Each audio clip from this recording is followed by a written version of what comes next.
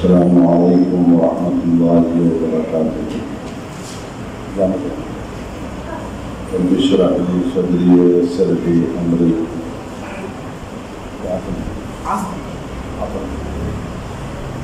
رب اشرح لي صدري ويسر لي أمري واحلل عقدة من لساني يفقهوا قولي.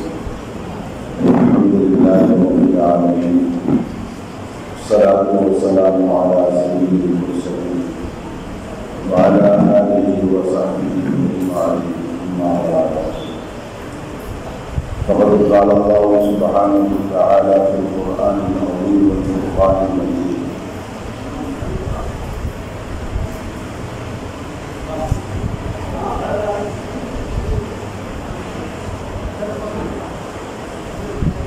حتى إذا جاء أحدهم الموت قال رب ارجعون لعلي أعمل صالحا فيما تركت كلا. وقال رسول الله صلى الله عليه وسلم: يتبع الميت ثلاثة: أهله وماله وعمله، فيرجع اثنان ويبقى واحد، يرجع أهله وماله ويبقى عمله، أو كما قال صلى الله عليه وسلم. அன்புமிக்க அருமை பெரியவர்களே, அன்பார்ந்த அருமை சகோதரர்களே, புனிதமிக்க ரமலான் மாதத்தின் 25ஆம் நாள் இரவில் நாம் இங்கே ஒன்று கூடியிருக்கிறோம். ஏறத்தாழ புனித மாதத்தின் இறுதி பகுதியை நாம் பங்கு அடைந்துள்ளோம். ஒரு சில தினங்கள் தான் மீதமிருக்கின்றன. இந்த நிலையில் கடந்த நாட்களை உச்சத்தில் நிறுத்தி நாம் சிந்தித்து பார்ப்போம். அமலுக்காக கொடுக்கப்பட்ட மாதம் இது. மற்ற மாதங்களில் செய்யாத அளவுக்கு இரவும் பகலும் அல்லாஹ்வை திருப்தி கொடுக்கின்ற வணக்கத்தில் நம்மை அர்ப்பணித்துக் கொள்ள வேண்டும். அதற்காகவே கொடுக்கப்பட்ட மாதம் இந்த மாதம். அந்த நோக்கத்தை நாம் எந்த அளவுக்கு நிறைவு செய்திருக்கிறோம்? இந்த ரமலான் மாதத்தில் பகலிலே நோன்பு வைக்கிறோம், இரவிலே தராவீஹ் தொழுகிறோம், கொஞ்சம் உறங்கினோம். இது போக நாம் கழித்திருக்கின்றோமே நேரங்கள். அந்த நேரங்களில் எத்தனை நேரத்தை அல்லாஹ்வுடைய வணக்கத்துக்காக கழித்தோம், எத்தனை நேரத்தை வணக்கம் அல்லாத செயல்களுக்காக நாம் கழித்தோம். அன்புக்குரியவர்களே, மனிதன் இந்த உலகத்துக்கு வருகின்ற போது வெறுமையாகத்தான் வந்தான். பிறக்கும் போது எந்த குழந்தையும் எதையும் எடுத்துக் கொண்டு வரவே இல்லை. ஆதம் அலைஹிஸ்ஸலாத்தினுடைய முதல் பிள்ளையிலிருந்து கியாமத் நாளுடைய கடைசியில் பிறந்து இறக்கவிருக்கின்ற அந்த இறுதி குழந்தை வரைக்கும் பிறக்கும் போது யாரும் எதையும் கொண்டு வரவே இல்லை. அதே போன்று போகின்ற போது யாரும் எதையும் எடுத்துக்கொண்டும் போவதில்லை. அவரிடத்தில் பெறுவதற்காக நாம் இறுதி பயணம் புறப்படுகின்ற போது நம்மோடு எதுவுமே வரப்போவதில்லை. அவர் எவ்வளவு பெரிய மன்னராக இருந்தாலும் சரி, அந்த மண்ணு துணி, கஃன் துணியை மட்டும்தான் போர்வை அனுப்புவார்கள். முடிந்தது. சில தினங்களுக்கு முன்பாக பார்த்தோம், சட்டத்தில் ஒருவர் விலை மதிப்புள்ள ஒரு பொருளை உண்டு விட்டார் என்று வைத்துக் கொள்வோம், மையத்தினுடைய கைகளை கிழித்து உள்ளில் எடுத்துக்கொள்வோம். சட்டம்.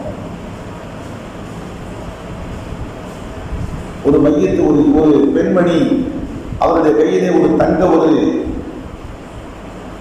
மோதிரம் நெருக்கமாக இருக்கிறது. உருப்பாட்டுகின்ற போது சோப்பு போட்டு எண்ணெயை போட்டு சிரமத்தில் எடுத்து விட்டார். ஜனாசா அடக்குகின்ற போது அடக்கி முடித்ததற்கு பின் பார்க்கிறார், அடக்கியவர் தன் விளைவதற்குள்ள ஒரு பொருளை காணவில்லை, ஒரு செல்போனையோ ஒரு வாட்சையோ காணவில்லை. மார்க்கம் சொல்வது தோண்டி பொருளை எடுத்துக்கொண்டு இன்னும் மண்ணை போட்டு கொள்ளலாம். என்ன பொருள் தெரியாமல் கூட அவரோடு எந்த ஒன்றும் போக முடியாது. தெரிந்து போக மாட்டாது என்பது மட்டுமல்ல, அறியாமல் அவருக்கும் தெரியாமல் கூட அவரோடு எந்த ஒன்றும் போக முடியாது. மனிதன் வருகின்ற போது வெறுங்கையாக வந்தான், மனிதன் போகின்ற போதும் வெறுங்கையாக போகிறான். இரண்டுக்கும் நடுவில் அவன் என்ன கண்டான், என்ன பலன்? உங்களுக்குள்ளே புரிந்தாலும் சரி, புரியாவிட்டாலும் சரி, ஏற்றுக்கொண்டாலும் சரி, ஏற்றுக்கொள்ளாவிட்டாலும் சரி, இந்த உலகத்தில் அவன் என்ன அமல் செய்தானோ அந்த அமல்தான் அவன் கண்டவன். நாம் செய்த அமல்கள் தான் நாம் இந்த உலகத்தில் கண்டவன். வேறு ஒன்றுமே இல்லை, ஒன்றுமே இல்லை. அதுதான் நம் கூட வரப்போகிறது, வேறு எதுவுமே வரப்போவதில்லை. பாசத்துக்குரிய தாயாக இருக்கலாம், நேசத்துக்குரிய தந்தையாக இருக்கலாம், அருமையான பிள்ளையாக இருக்கலாம், அன்பு மனைவியாக இருக்கலாம், உயிருக்குயிரான நண்பனாக இருக்கலாம், எதுவாக இருக்கட்டும், எதுவும் வரப்போவதில்லை. எல்லாம் ஒவ்வொன்றுக்கும் ஒரு குறிப்பிட்ட எல்லை, ஒவ்வொன்றுக்கும் ஒரு எல்லை. அந்த எல்லையோடு அவர்கள் உடன் வருவதை நிறுத்திக் கொள்வார்கள். முடிந்தது. அல்லாஹ்வின் திருத்தூதர் ஸல்லல்லாஹு அலைஹி வஸல்லம் சொன்னார்கள், யத்பஉல் மய்யித ஸலாஸத்துன் யர்ஜிஉ இஸ்னானி வ யப்கா வாஹிதுன். மையத்தை இறுதி பயணம் புறப்படுகின்ற போது, வீட்டில் இருந்து மையத்தை நல்லடக்கத்துக்காக எடுத்து செல்லப்படுகின்ற போது அந்த மையத்துடன் சேர்ந்து 3 பின்தொடரும். 3 பின்தொடரும். இதை அல்லாஹ்வின் திருத்தூதர் வேற ஒரு ஹதீஸிலே பார்க்கிறோம். அதை ஒரு வடிவம் கொடுத்து உவமைப்படுத்தி சொல்லி காட்டுகின்றார்கள். ஒரு மனிதன், அவனுக்கு 3 பிள்ளைகள். அதிலே மூத்த பிள்ளையை ரொம்ப அதிகமாக கவனித்தான். அந்த பிள்ளைக்காக தன்னை அர்ப்பணித்துக் கொண்டான். தன் உழைப்பு, கவனம், சிரத்தை அத்தனையும் அந்த பிள்ளைக்காகத்தான் இருந்தது. அடுத்து 2வது ஒரு பிள்ளை இருந்தது. அந்த பிள்ளையை 2ஆம் நிலையில் வைத்து கவனித்தார். முதல் தரத்தில் இருந்த குழந்தைக்கு கொடுத்து முக்கியத்துவம் கொடுக்கவில்லை, 2வது ஸ்தானத்தில் வைத்திருந்தார். அடுத்து 3வது பிள்ளை, அந்த பிள்ளையை அவர் கண்டுகொள்வதே இல்லை. ஏதோ எப்போதாவது ஞாபகம் வந்தால், நினைத்தால் அந்த பிள்ளையை கொஞ்சம் ஏறெடுத்து பார்ப்பது, அந்த பிள்ளையின் பக்கம் கொஞ்சம் கவனம் செலுத்துவது, இல்லை என்றால் பாராமுகம். 3வது பிள்ளை விஷயத்தில் தந்தைக்கு பாராமுகம். கடைசி நேரம் வருகிறது, தாலாட்டுகின்ற மரணத்தின் மடியில் தந்தை கிடத்தப்பட்டிருக்கிறார். இப்போது தந்தை அழைக்கின்றார், அருமை மகனே, நான் உலகத்தை விட்டு விடைபெறுகின்ற கடைசி நேரத்தில் இருக்கின்றேன், என்னிடத்தில் நீ எப்படி நடந்து கொள்வாய்? யாரை பார்த்து கேட்டார்? முதல் மூத்த மகனை பார்த்து கேட்டார். அவனுக்காகத்தான் தன்னை அர்ப்பணித்திருந்தார். வாழும் காலமெல்லாம் அவனைத்தான் கருத்தில் கொண்டு அதற்காகவே செயலாற்றி கொண்டிருந்தார். அந்த மூத்த மகனிடத்தில் கேட்கிறார், மகனே, நான் இப்போது உலகத்தை பிரிய போகிறேன், இறுதி பயணம், என்னிடத்தில் நீ எப்படி நடந்து கொள்வாய்? அவனும் முகத்தை இறுக்கமாக வைத்துக் கொண்டான். உடலை விரைப்பாக, முகத்தை இறுக்கமாக வைத்துக் கொண்டு கராராக சொன்னான், மூச்சு அடங்குற வரைக்கும் தான் எனக்கும் உங்களுக்கும் ஒட்டும் உறவு. மூச்சு அடங்கிவிட்டால் உங்களுக்கும் எனக்கு மத்தியில் எந்த ஒட்டும் இல்லை, உறவும் இல்லை. நான் வேறு இடத்துக்கு போய் சேர்க்க முடியும். அவ்வளவு பாசத்தோடு எல்லாரையும் விட, எல்லாவற்றையும் விட அவனைத்தான் முதல் அந்தஸ்து கொடுத்து நேசித்தார். அந்த மகனுக்காகத்தான் அர்ப்பணித்தார். அந்த மகன் சொல்லுகின்றான், தந்தையே, உங்கள் மூச்சை அடைபட்டு நின்ற அடுத்த வினாடி உங்களுக்கும் எனக்கு மத்தியில் எந்த ஒட்டும் இல்லை, உறவும் இல்லை. நான் போக வேண்டிய இடத்திற்கு போய்விடுவேன். கொஞ்சம் கூட இரக்கமில்லாமல் சொன்னான். அவநம்பிக்கை.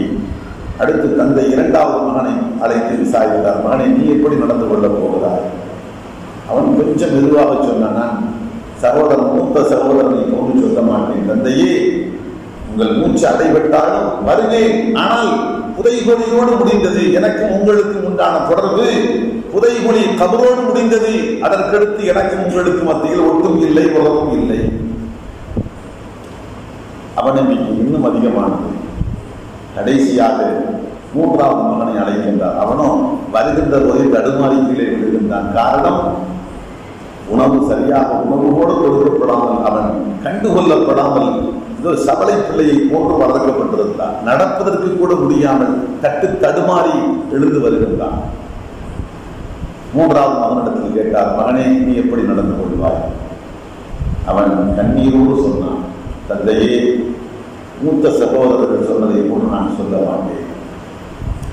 உங்கள் மூச்சு அடைபட்டால் மட்டுமல்ல, நீங்கள் அடக்கம் செய்யப்பட்டால் மட்டுமல்ல, உங்களுடைய நெடும் பயணம் எதுவரைக்கும் தொடருமோ அதுவரைக்கும் கடைசி வரைக்கும் உங்களோடு நான் துணையாக இருப்பேன். கடைசி வரைக்கும் உங்களோடு நான் உற்ற துணையாக இருப்பேன். ஆனால் அந்தோ எனக்கு உடலில் வலுதான் இல்லை. நீங்கள் வாழுகின்ற காலையில் என்னை வலுவோடு மூத்த சகோதரர்களை போன்று ஊட்டச்சத்தான உணவுகளை கொடுத்து என்னை ஆரோக்கியமான முறையில், வலிமையான முறையில் என்னை நீங்கள் வளர்த்தெடுத்திருந்தால் எத்தனை நலமாக இருக்கும் தந்தையே.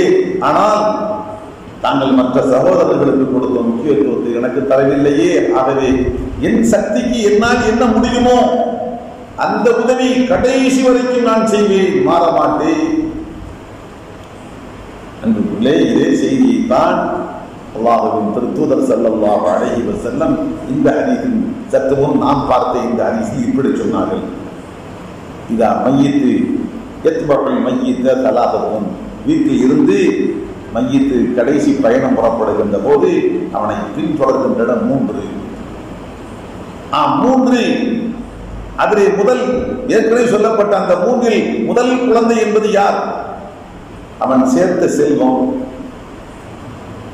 மேலே பார்த்த உதாரணத்தில் மூத்த பிள்ளை என்பது அவன் செல்வத்தை குறிக்கிறது. காசு, பணம், வீடு, தோப்பு, துறவு, நகை, நட்டுக்கள் என்று அவன் சேர்த்த அந்த செல்வம் தான் முதல் குழந்தை. சிந்தித்து பாருங்கள். நாம் உட்பட உலகத்தின் பரந்து நிலையினை காலையில் எழுந்ததில் இருந்து இரவில் படுக்க செல்லுகின்ற வரைக்கும் காசு, பணம், செல்வம், அந்த ஒற்றை தான். மற்ற எல்லாம் பின்னால் தான். தொழுகையாவது, வணக்கமாவது, மார்க்கமாவது, குடும்பமாவது, பிள்ளையாவது, காசு பணம் அது இருந்தால் போதும். காலையில் எழுந்ததில் இருந்து இரவில் படுக்க செல்லுகின்ற வரைக்கும் வெறித்தனமாக வெளிப்படையாக சிலர் காட்டிக்கொள்ள மாட்டார்கள். ஆனால் உள்ளே அதில்தான் மோக வெறி இருக்கும். அந்த மோக வெறியோடு தான் வாழ்வார்கள். இரண்டாவது பிள்ளை அவனுடைய மனைவி, மக்கள் உள்ளிட்ட குடும்பத்தார்கள். அதுதான் இரண்டாவது. காசு பணத்துக்கு அடுத்து மனிதன் வாழ்க்கையில் யாருக்கு இரண்டாவது அந்தஸ்து கொடுத்தான் என்று பார்த்தால் அவனுடைய மனைவி, மக்கள் உள்ளிட்ட குடும்பத்தாருக்கு தான் முக்கியத்துவம் கொடுக்கிறான். மூன்றாவது அவன் செய்கின்ற அமல். ஆகிரத்துக்காக வேண்டி, சொர்க்கத்துக்காக வேண்டி, மறுமையின் வெற்றிக்காக வேண்டி அவன் செய்கின்ற சாலிகான அமல்கள் அது சவளை பிள்ளையை போன்று ஏதோ ஞாபகம் வந்தால் கொஞ்சம் செய்து கொள்வதில்லை என்றால் போதும். நேற்று சுபஹ் தொழுதேன், இன்னைக்கு தொழவில்லை, கொஞ்சம் வேலையாகும், சாதாரணமாக சொல்லுகின்றார்கள். சர்வ சாதாரணமான முறையில் பரவான வணக்கங்களை துச்சமாக கருதி விட்டுவிட்டு சாதாரணமாக அதை உதறிவிட்டு போய் கொண்டிருக்கிறார்கள். காரணம், இந்த மூன்றாவது குழந்தையின் மீது எந்த அக்கறையும் இல்லை. நேரம் கிடைத்தால் பார்ப்போம், இல்லை என்றால் போய்கொண்டே இருப்போம். அதனால் மரண நேரத்தில் எழுந்து வருவதற்கு கூட முடியாமல் கீழே விழுந்து அவன் எழுந்து வருகின்றான். அன்றுகளே, யதார்த்த உண்மை. இது நிறைப்படுத்தப்பட்ட செய்தி அல்ல, இது யதார்த்தமான உண்மை. இல்லா மாஷா அல்லாஹ், 1000 லட்சத்தில் ஒரு சிலர் வேண்டுமென்றால் விதிவிலக்காக இருக்கலாம், ஒரு சிலர். ஆனால் 99.99% இதற்கு விதிவிலக்கு இல்லை. இந்த அடிப்படை தான் அவர்களுக்கு பொருந்தும். காசு பணத்துக்குத்தான் முதல் அந்தஸ்து. ஆனால் அந்த காசு பணமும் எப்போது ரூபு அடங்கியதோ நமக்கு சொந்தமில்லை. அன்றுகளே, காசு பணம் நமக்கு சொந்தமில்லை. ஒரு நல்லடியாருடைய வாழ்க்கையில் பார்க்கின்றோம். தன்னுடைய நண்பரை இறுதி நேரத்தில் பார்ப்பதற்காக சென்றிருந்தார்கள். சக்கராத்தினுடைய மடியில் இருக்கிறார், அவரை பார்ப்பதற்காக போயிருந்தார். பார்த்து கொண்டிருக்கிற போது ரூஹு அடங்கிவிட்டது. உடனே தலைமாட்டிலே எரிந்து கொண்டிருந்த அந்த திரிவிளக்கு, பழைய காலத்தில் திரியை போட்டு எண்ணெயை ஊற்றி இருப்பார்களோ அந்த திரிவிளக்கு, உடனே இந்த பெரியார் அணைத்து விட்டார், விளக்கை அணைத்து விட்டார். மையத் இருட்டிலே கிடக்கிறது. கேட்டார்கள், என்ன காரணம்? அவர் சொன்னார், இதுவரைக்கும் அந்த விளக்கை அவருக்கு சொந்தம், எப்போது ரூஹு விளைந்து விட்டதோ இனி அவருடைய பிள்ளைகளுக்கு சொந்தம் எல்லாம். அவர்கள் அனுமதி கொடுத்தால் மட்டும்தான் நாம் இதை எரிக்கலாம், இல்லை என்றால் நமக்கு அனுமதி இல்லை என்றார். ரூஹு அடங்கி அடுத்த வினாடி நாம் கட்டிய வீடு பிள்ளைகளுக்கு சொந்தம், நாம் சேர்த்த செல்வம் பிள்ளைகளுக்கு சொந்தம், நாம் வாங்கிய தோப்புத்துறைகள் பிள்ளைகளுக்கு சொந்தம். என்னென்ன செல்வம் சேர்த்தோமோ ஒரு நயா பைசா கூட நம் கூட வரப்போவதில்லை. 10ல் 9 பாகத்தை எடுத்துக் கொள்ளுங்கள், ஒரு பாகத்தை மட்டும் எனக்கு கொடுத்து விடுங்கள் சொல்ல முடியுமா? இல்லை. ரூஹு அடங்கிய அடுத்த வினாடி காசுக்கும் பணத்துக்கும் நம்மோடு இருந்து வந்த ஒட்டும் உறவும் அத்தனையும் துண்டிக்கப்பட்டு விட்டது, முடிந்தது. அடுத்து 2வது பிள்ளை, சொந்த பந்த உறவுகள் என்ன செய்வார்கள்? பாட்டுவார்கள், ஓடுவார்கள், ஆடுவார்கள், எல்லாம் செய்வார்கள். எதுவரைக்கும்? கபர் மூடப்படுகின்ற வரை. முசன்னம், அந்த கபருடைய திமிழ் மூடப்பட்டு முடிந்து விட்டதா? இன்று சில இடங்களில் பார்க்கிறோம், முதலாக அந்த கபரஸ்தானை விட்டு அதிவேகமாக வெளியேறுகின்றவன் யார் என்றால் மகன் வெளியேறுகிறான். புரிந்துணர்வு இல்லை. சற்று நேரம் கபருக்கு பக்கத்தில் நின்று தந்தைக்காக அல்லாஹ்விடத்தில் பாவ மன்னிப்பு தேடுவோமே. காலமெல்லாம் நம்மை பெற்று வளர்த்து நம்மை ஆளாக்கி அந்த தந்தை, அந்த தாய் இருட்டு கபருக்குள் முதல் நாள் தன்னந்தனியாக கொண்டு போய் வைக்கப்பட்டிருக்கிறாரே. அல்லாஹ், என் தாய் என்னுடைய தாயினுடைய குற்றமுறைகளை மன்னித்து விடு அல்லாஹ். அல்லாஹ் அவர் செய்த அற்ப சொற்ப அமல்களை ஏற்றுக்கொள்ள அல்லாஹ். அல்லாஹ் அவருடைய கபரை வெளிச்சமாக ஆக்கிவிடு, நல்லோர்களின் திருக்கூட்டத்தில் சேர்த்து விடு என்று 2 வார்த்தை கேட்கலாமே என்ற எண்ணம் கூட இல்லை. அந்த அளவுக்குத்தான் அந்த பிள்ளைகளும் வளர்க்கப்பட்டிருக்கிறார்கள். வலதும் சாலியும் எதிரும் தாய்க்கும் தந்தைக்காக வேண்டியும் அல்லாஹ்விடத்தில் கெஞ்சி கேட்கின்ற பிள்ளைகளாக உருவாக்க வேண்டும் என்ற அக்கறை நமக்கு இல்லை. பிள்ளைக்கு எதையோ சொல்லிக் கொடுக்கின்றோம். ஒரு தந்தையை பார்க்கின்றேன், 10 வயது கூட நடந்திருக்கிறாத மகனை பேங்குக்கு அழைத்து கொண்டு வந்திருக்கிறார். என்ன என்று பார்த்தால் இந்த காசு எடுப்பது போடுவதெல்லாம் சொல்லிக் கொடுக்க வேண்டும் பிள்ளைக்கு. சுபஹானல்லாஹ். பேங்கிலே காசு எடுப்பது, காசு போடுவது, எங்கே கொண்டு போய் போட வேண்டும், எங்கே எடுக்க வேண்டும், பேங்கினுடைய அந்த நடைமுறைகளை குழந்தைகளுக்கு கற்றுக் கொடுக்க வேண்டும் என்பது அந்த தந்தை காட்டிய அக்கறை தீன் விஷயத்தில் அவன் காட்டவில்லை. என் பிள்ளையை அல்லாஹ்வுடைய பள்ளிக்கு அழைத்து சென்று எப்படி பள்ளியில் நடந்து கொள்ள வேண்டும் என்று அதே பருவத்தில் அந்த தந்தை பிள்ளைக்கு கற்றுக் கொடுத்தானா என்றால் இல்லை. பள்ளிக்கு வருகின்றார், தொழுகின்ற போதே திரும்பி திரும்பி பார்த்து எங்க பேசிக் கொண்டிருக்கிறான், தொழுது கொண்டிருக்கிற போது. ஏன்? பேங்கிலே காட்டிய அந்த அக்கறை, துனியாவுக்கு காட்டப்பட்ட அக்கறை ஆகிரத்துக்கு தீனுக்கு காட்டப்படவில்லை. அன்புகளே, இப்படிப்பட்ட பிள்ளைகளாக நம்முடைய பிள்ளைகளை நாம் உருவாக்குகின்ற காரணத்தால் நம்முடைய அடக்கம் முடிந்தும் முடியாமல் இருக்கின்ற போது வெளியேறுகின்றவர்கள் முதன்மையாக அவன் தான் வெளியேறுகின்றான். போய்விட்டானே, அடுத்து எப்போதாவது அந்த பக்கம் வந்தால் அப்பா கபர் இருக்கிறதா, அம்மா கபர் இருக்கிறதா பார்க்கிறாங்க. பலருக்கு 1 மாதத்துக்கு உள்ளாகவே கபர் தெரிவிக்கிறது.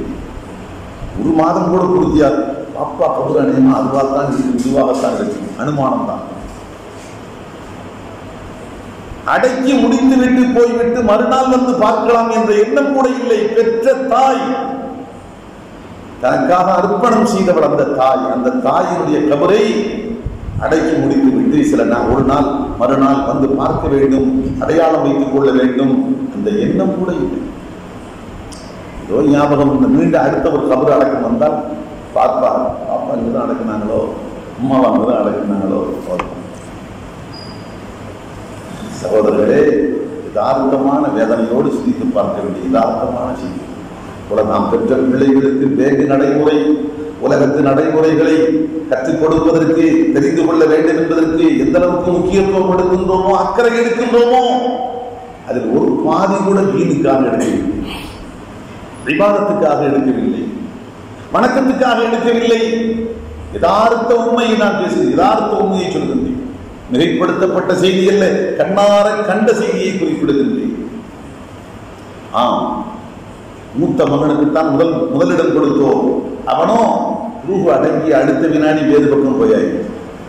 இரண்டாவது மகன், அதுதான் குடும்பத்தார்கள் அடக்கம் முடிகின்ற வரைக்கும் உடன் இருப்பார்கள்.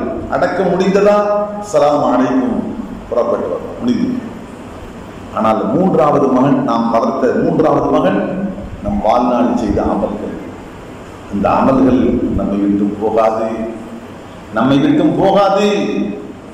இன்னும் சொல்ல போனால், நாம் கபருக்குள் செல்வதற்கு முன், நம்மை வாங்கி கபருக்குள்ளே வைப்பதற்கு முன், அந்த அமல்கள் நமக்கு முன்பாக போய் கபருக்குள்ளே இருந்து கொண்டு நம்மை வரவேற்கும். அல்லாஹ்வின் திருத்தூதர் ஸல்லல்லாஹு அலைஹி வஸல்லம் சொன்ன செய்திகளின் அடிப்படையில் பார்த்தால், நமக்கு முன்பாகவே நாம் செய்த அமல்கள் நம் கபருக்குள்ளே சென்று நம்மை வரவேற்கின்றன. அன்புக்குள்ளே நாம் கண்ட பலன் அதுதான். அல்லாஹ்வின் திருத்தூதர் ஸல்லல்லாஹு அலைஹி வஸல்லம் சொன்னார்கள், மனிதன் செய்கின்ற அமல்கள் அவனுடைய கபருக்குள் கூட உற்ற துணையாக இருக்கிறது. பெருமானார் சொன்னார்கள், இன்னல் அமல ஸாலிஹ யஹ்தி ஸாஹிபஹு ஃபில் கப்ரி பிசூரத்தி ரஜுல் ஹஸனுல் வஜ்ஹி ஹஸனுஸ் ஸியாபி தீபுர் ரீஹி. கபரடக்கம் முடிந்து எல்லோரும் போய்விட்டார்கள். இப்போது அந்த மையத்து பார்த்து கபரின் ஒரு மூலையில் ஒரு மனிதன் அமர்ந்திருக்கிறான், ஒரு மனிதன் இருக்கிறான். எப்படி? ஹஸனுல் வஜ்ஹி, பார்ப்பதற்கு அழகு முகம், அருமையான முகம். ஹஸனுஸ் ஸியாப், அருமையான உடை உடுத்தி இருக்கின்றார். தீபுர் ரீஹ், நறுமணம் கமழ்கிறது. நறுமணம் கமல அருமையான உடையோடு அழகு முகத்தோடு ஒருவர் காட்சி அளிக்கின்றார் உள்ளே. அப்போது அந்த நபர் குறிப்பிடுகின்றார், அபிஷிர் பில்லதி யசுர்ருக, உனக்கு சுப செய்தி உண்டாகட்டும். அபிஷிர், நீ சுப செய்தி பெற்றுக்கொள். பில்லதி யசுர்ருக, உனக்கு மகிழ்ச்சி தருகின்ற ஒன்று வரப்போகிறது, சந்தோஷமா நீ சுப செய்தி பெற்றுக்கொள் என்று அந்த நபர் குறிப்பிடுகிறார். மையத்தை பார்த்து பெருமானார் சொன்ன வார்த்தை எவ்வளவு. அப்போது ஃபயகூலுல் மையித்து, மையித்து அவரை பார்த்து திருப்பி கேட்கிறது, மன் அன்த, நீங்கள் யார்? ஃபவஜ்ஹுகல் வஜ்ஹுல் ஹஸன் யஅதி பில் கைர், உங்களுடைய அழகுமயமான இந்த முகம் எனக்கு ஏதோ நலவை கொண்டு வருவதை போன்று இருக்கிறதே, நீங்கள் யார் என்று கேட்பான்.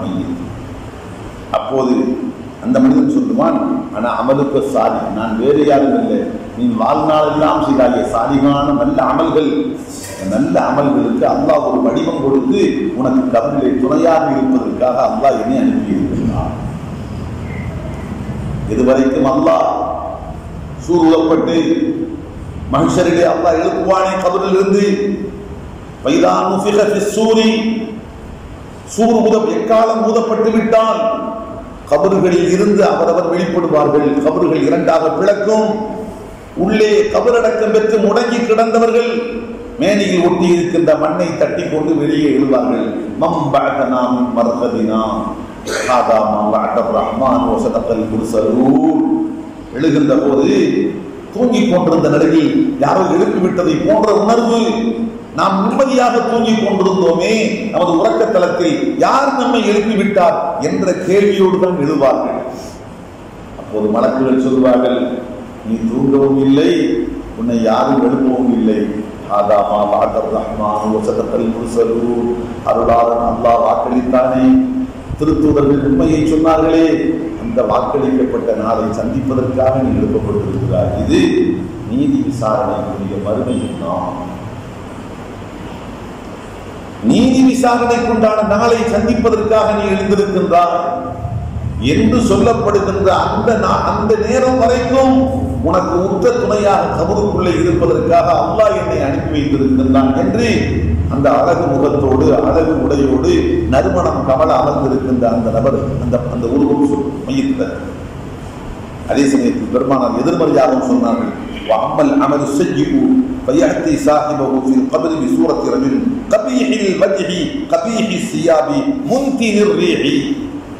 அதே சமயத்தில் அவன் செய்தானே பாவங்கள், தீமைகள், மார்க்க விரோத காரியங்கள், அவைகளும் கபருக்குள்ளே வரும். கபருக்குள்ளே இருக்கிற மையத்தை திரும்பி பார்க்கும். இங்கே ஒரு மனிதன் அமர்ந்திருக்கிறான். எப்படி? அல்லாஹ் அக்பர். அருவருக்கத்தக்க முகம், அருவருக்கத்தக்க ஆடை, முன்தினிர் ரீஹ், முடை நாற்றம், துர்நாற்றம் வீசுகிறது. உடலை பிடுங்குகின்ற முடை நாற்றம். அந்த துர்நாற்றத்தோடு அங்கே ஒரு நபர் காணப்படுகின்றார். அந்த காணப்படுகின்ற மனிதர் சொல்வார், அபிஷேக் பில்லதி யசூக்க, உனக்கு கேடு உண்டாக போகிறது, முதன்மையான செய்தியை பெற்றுக்கொள். உனக்கு கேடு காத்துக் கொண்டிருக்கிறது, அதற்குண்டான முன் செய்தியை நீ பெற்றுக்கொள் என்று சொல்லும். அப்போது இதுதான் உனக்கு வாக்களிக்கப்பட்ட நாள் என்று சொல்வார். அப்போது இந்த மையத்து கேட்கும், மண் அன்ட நீயா? அருவருக்கத்தக்க உன்னுடைய முகம் ஏதோ நாசத்தையும் கேட்டையும் அள்ளி கொண்டு வருவதை போன்றிருக்கிறதே, நீ யார் என்று கேட்பான். அப்போது அவன் சொல்லுவான், அமலுக்கள் ஹபீஸ், நீ வாழ்நாளெல்லாம் செய்தாய தீமைகள், நீ புரிந்தாய பாவங்கள், இறை மாறு, மார்க்க விரோத செயல்கள், அவற்றுக்கெல்லாம் சேர்த்து அல்லாஹ் மொத்தமாக உருவம் கொடுத்து உன்னை எழுப்பப்படுகின்ற நாள் வரைக்கும் என்னை பார்த்து பார்த்து பார்த்து நீ துன்புற வேண்டும், நீ வேதனை அடைய வேண்டும். அதற்காக அல்லாஹ் என்னை அனுப்பி வைத்திருக்கின்றான். அமலுக்கள் ஹபீஸ் சொல்லிவிட்டு குறிப்பாக சொல்லுவான். கொஞ்சம் யோசித்து பாருங்கள், யார் யாருக்கு பொருந்தது. குந்த பத்தியன் அன் தாஅத்தில்லாஹ் சரிஅன் ஃபீ மஅசியத்திஹி ஃபஜஸாக்கல்லாஹ். நீ உலகத்தில் வாழுகின்ற போது இறை கட்டளைகளை நிறைவேற்றுகின்ற விஷயத்தில் பத்தியன் தாமதமானவனாக இருந்தால், ஆனால் ஃபீ மஅசியத்திஹி அல்லாஹ்வுக்கு மாறு செய்கின்ற விஷயத்தில் சரிஅன் விரைவானவனாக இருந்தாய். அல்லாஹ்வுடைய உத்தரவுகளை நிறைவேற்ற வேண்டும் என்று சந்தர்ப்பம் வருகிற போது இன்னும் கொஞ்சம் தாமதமாக இருப்பதை பாங்க சொன்னாங்க. அடுத்து காமத்து நெய்களே காமத்து சொல்வார். அடுத்து காமத்து செய்த போதும் ஒரு கை டச் போன் அப்படி கொண்டே இருக்கிறார். இப்போ ஒரு ரக்காத்து நம்ம அடுத்து ரெண்டாவது சுப்ஹானல்லாஹ். அல்லாஹ்வுடைய கட்டளையை நிறைவேற்றுகின்ற நேரங்கள் வருகிற போது மிகுந்த அசட்டுத்தனம், தாமதம். ஆனால் பாவம் என்று வந்துவிட்டால் முதலாக ஓடி போய் இருக்கிறான் பாவத்துக்காக வேண்டி. ஏதோ ஒரு பாவம், நண்பர்கள் அழைப்பு கொடுத்தார்கள், அவர்கள் வருவதற்கு முன்பாக இவன் போய் இங்கே உண்டாங்க இருக்கின்றான். பாவத்திற்கு ரொம்ப வேகமாக இருந்தாய், அல்லாஹ்வுடைய வணக்கத்திற்கு அசட்டுத்தனமாக கவனம் குறைவாக இருந்தாய், உனக்கு நாசம் உண்டாகட்டும். நீ வாழ்நாளில் செய்த தீமைகள், பாவங்கள் தான் இப்படி ஒரு அருவருக்கத்தக்க மோசமான வடிவம் கொடுத்து குடலை பிடுங்குகின்ற துர்நாற்றத்தோடு உனக்கு தண்டனையாக அமைவதற்காக அல்லாஹ் என்னை இப்படி அனுப்பி வைத்திருக்கிறான் என்று கபருக்குள் இருக்கின்ற அந்த வடிவம் சொன்னார்களே. ஆக ஒன்று சர்வ நிச்சயம், உலகத்துக்கு நாம் வருகிற போது வெறுமையாகத்தான் வந்தோம், உலகத்திற்கு போகின்ற போதும் வெறுமையாகத்தான் போக போகிறோம். இந்த வாழ்க்கையில் நாம் கண்ட பலன் நாம் வாழ்நாள் செய்த அமல்கள். நாம் என்ன செய்தோமோ அதுதான் நாம் கண்ட பலன். புரிந்தாலும் புரியாவிட்டாலும், ஏற்காலும் ஏற்காவிட்டாலும் யதார்த்த உண்மை இதுதான். ஆனால் மனிதன் எங்கே விழித்துக் கொள்ள வேண்டுமோ அங்கே விழித்துக் கொள்ளாமல் இருந்துவிட்டு சில சந்தர்ப்பங்கள் கை செய்யப்படுவான். மொத்த குர்ஆனை ஆராய்ச்சி செய்து பார்க்கிற போது 2 சந்தர்ப்பங்களில் பெருமூச்சு விட்டு கெஞ்சி கதறி மன்றாடுவான். நான் அமல்கள் செய்யாமல் வந்துவிட்டேன், எனக்கு ஒரு அவகாசம் கொடுங்கள், நான் இந்த செய்ய வேண்டிய அமல்களை எல்லாம் விட்டு வந்த அமல்களை எல்லாம் செய்து முடித்து விட்டு வந்து விடுவேன், அதற்கு பின்பாக மற்றவர்களை கொண்டு என்னை நடத்துங்கள், அதுவரைக்கும் ஒரு சின்ன அவகாசம் தாருங்கள் என்று 2 சந்தர்ப்பங்களில் கெஞ்சி கதறுவானவன் குர்ஆனிலே அல்லாஹ் சொல்லி காட்டுகிறது. ஆனால் அதற்கு அந்த வேண்டுகோளுக்கு ஒரு மரியாதை இல்லை. அல்லாஹ் அவனை முடிந்தது என்றால் முடிந்தது, அதற்கு மேல் யாருடைய வேண்டுகோளும் அங்கே காதில் எடுத்துக் கொள்ளப்பட மாட்டார். அல்லாஹ் ரப்புல் ஆலமீன் குர்ஆனிலே ஒரு இடத்தில் குறிப்பிடுகிறான், ஹத்தா இதா ஜாஅ அஹதஹுல் மௌத், அவர்களில் ஒருவரிடத்தில் மரணம் வந்துவிட்டான். ஆம், சக்கராத்தினுடைய மடியில் கிடத்தப்பட்டு ரூஹு பிரிந்து படிப்படியாக வந்து கடைசி உலகத்துக்கு விடை கொடுக்கின்ற கடைசி நேரம் பக்கத்தில் இருந்தவருடைய உருவங்கள் எல்லாம் தெரியவில்லை. சற்று முன் அழுது கொண்டிருந்த மனைவி, பிள்ளை, அவர்களின் காட்சி தென்படவில்லை. உலகத்தில் வாழ்கிற போது நாம் காணாத புது காட்சி மலாயிகத்துமாவுடைய நடமாட்டம் இப்போது தெரிகிறது. பக்கத்திலே அழுது கொண்டிருந்த மனைவி, பிள்ளைகளுடைய ஓசை கேட்கவில்லை.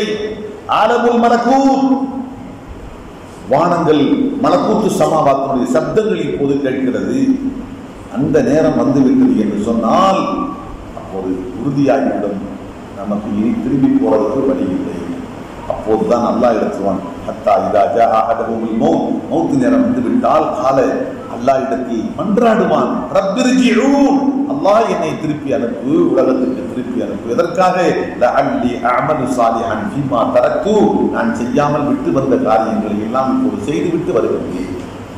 என்னென்ன தொழுகைகள் தொழவில்லையோ அவற்றை தொழுதுவிட்டு, எந்தெந்த பாவங்களுக்கு தௌபா செய்யாமல் வந்தேனோ அவற்றுக்கெல்லாம் தௌபா பாவ மன்னிப்பு கேட்டுவிட்டு, இன்னும் யார் யாருக்கு என்னென்ன ஒப்படைக்க வேண்டுமோ அவற்றை ஒப்படைத்து விட்டு, யாரிடத்திலெல்லாம் சென்று மன்னிப்பு கேட்க வேண்டுமோ அவர்களிடத்திலெல்லாம் மன்னிப்பு கேட்டு, யாரிடத்திலெல்லாம் உறவுகளை சுமூகமாக ஆக்கி கொண்டு திரும்ப வேண்டுமோ அதையெல்லாம் சரி செய்து கொண்டு, அல்லாஹ் நான் திரும்பி வருவேன், ஒரு சொற்ப அவகாசத்தை கொடு என்று அல்லாஹ்வுக்கு முன்பாக கெஞ்சி கதறுவான், கெஞ்சி கேட்பான். அப்போது அவனுக்கு என்ன சொல்லப்படும்? அல்லாஹ் குர்ஆனில் சொல்கின்றான், அப்போது அவனுக்கு சொல்லப்படும், கல்லா, ஒருபோதும் இல்லை. கல்லா என்ற இந்த வார்த்தை அரபியில 2 அர்த்தங்களுக்கு பயன்படுத்தப்படுகிறது. ஒன்று, கல்லா ஒருபோதும் இல்லை, பொருள் இவன் என்ன சொல்லுகின்றானோ அது ஒருபோதும் இல்லை. என்ன சொன்னான்? திரும்ப சென்றால் நான் முறையாக நடந்து விட்டு எல்லாம் எல்லாவற்றையும் சீரமைத்து விட்டு திரும்புவது என்று சொன்னான் அல்லவா? இவனுக்கு திருப்பி அவகாசம் கொடுத்தால் இப்படித்தான் நடப்பான். ஏற்கனவே எப்படி இருந்தாலும் அப்படித்தான் மறுபடியும் நடப்பான். எந்த மாற்றத்தையும் பார்க்க முடியாது. ஒன்று. இன்னொன்று, கல்லா, உன் வேண்டுகோள் ஒருபோதும் ஏற்றுக்கொள்ளப்பட மாட்டாது.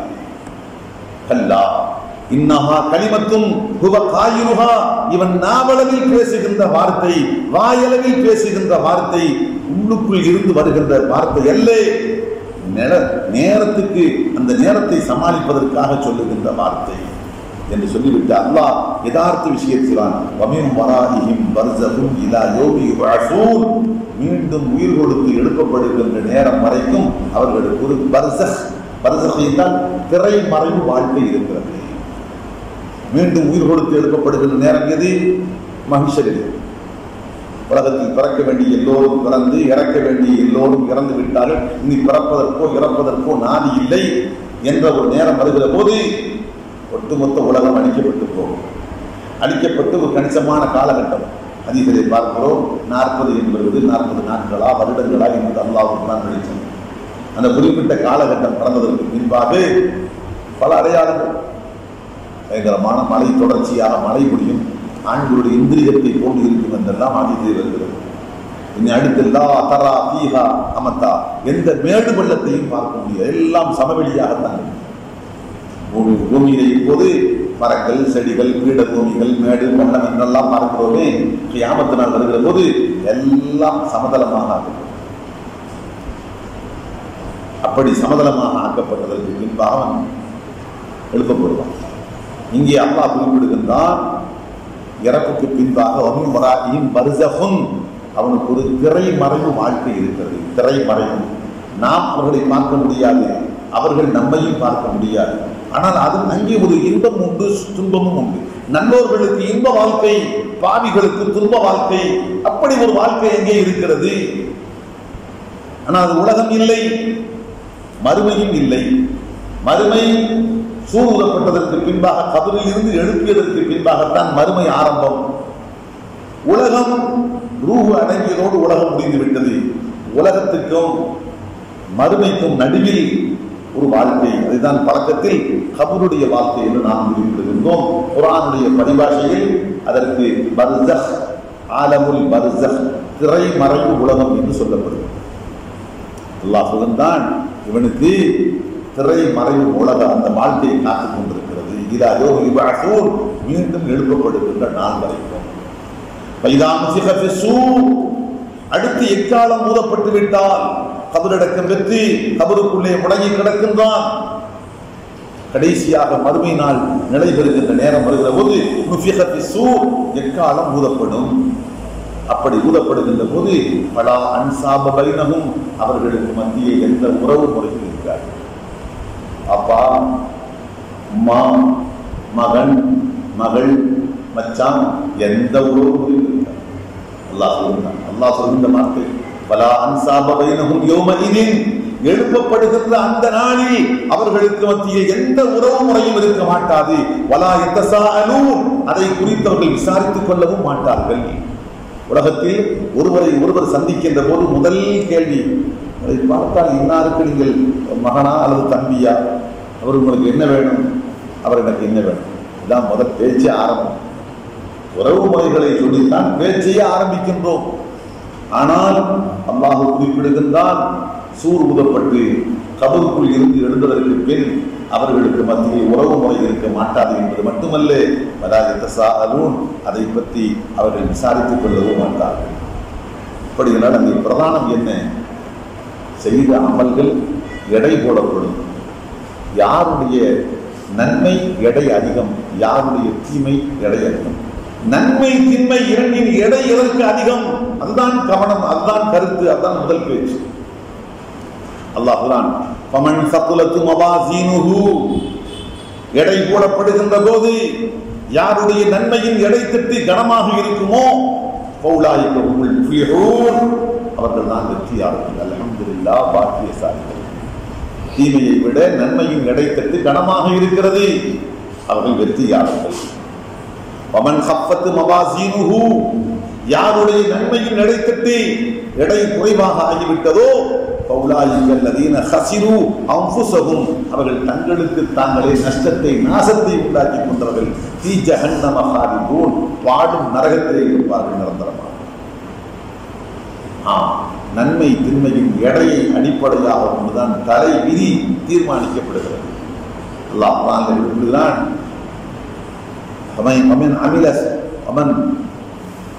ஒரு அணுவளவு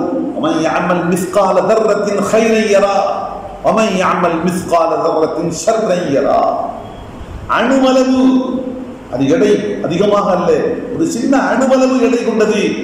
அணுவளவு நன்மையும் எடை கொண்ட நன்மையை செய்திருந்தாலும் அதையும் அந்த தட்டிலே காண்பான். அணுவளவு எடை கொண்ட தீமையை செய்திருந்தாலும் அதையும் அங்கே கண்டுகொள்வான். அல்லாஹ் எதையுமே விட்டு விட மாட்டான். எல்லாம் எடைக்கு கொண்டு வரப்படும். நாம் நினைப்போம் இதையுமா அல்லாஹ் கண்டுகொள்வான்.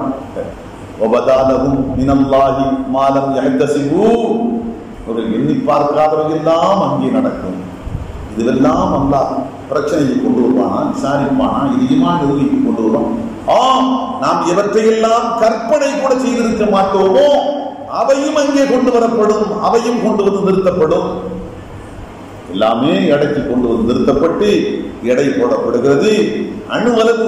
அணுவளவு செயல்களும் எண்ணங்களும் பேச்சுக்களும் செயல்பாடுகளும் அங்கே நிர்வகித்து கொண்டு வரப்பட்டு, தீமையை விட நன்மை கனமாக இருந்தால் அவன் வெற்றியாளன், நன்மையை விட தீமையின் எடை அதிகமாக இருந்தால் அவன் தனக்குத்தானே பெருத்த நஷ்டத்தையும் நாசத்தையும் ஏற்படுத்திக் கொண்டவன் வாழும் நரகத்தில் அவன் கிடப்பான். தல்ஃபஹு உஜூஹஹும் உண்டா, அவர்களின் முகங்களை நரகத்து நெருப்பு பொசுக்கும். தல்ஃபஹு, லஃபஹ என்றால் சுழட்டி சுழட்டி, நெருப்பு சுழட்டி பார்க்கலாம். வேகமாக நெருப்பு எரிய ஆரம்பித்தால் சுழட்டி சுழட்டி கடிக்க ஆரம்பிக்கும். நெருப்பினுடைய ஜுவாலையினுடைய வேகம் சாதாரணமாக இருந்து கொண்டிருக்கும். அடர்த்தேறி பற்றி பிடித்து கடுமையாக எரிய ஆரம்பிக்கிற போது சுழட்டி சுழட்டி பிடிக்கும். அதான் லஃபஹ. தல்ஃபஹு உஜூஹஹும், அவர்களின் முகங்களை பொசுக்க ஆரம்பிக்கும். வஹும், அவர்களும் ஃபீஹா, நரகத்திலே காலிஹூன், விகாரமான தோற்றத்தில் இருப்பார்கள். முகம் கரிந்து விட்டது, மாமிசம் பொசுங்கி விட்டது, எலும்புகள் கரிந்து விட்ட எலும்புகள் வெளியில் தெரிகிறது. பார்ப்பதற்கு உருவம் எப்படி இருக்கும்? காலிஹூன், விகாரமான தோற்றத்தில் இருப்பார்கள். அப்போது அவரிடத்தில் கேட்கப்படும், அலம் தக்கும் ஆயாத்தி துத்துலா அலைக்கும், என் திருவேத வசனங்கள் உங்களுக்கு ஓதி காட்டப்படவில்லையா?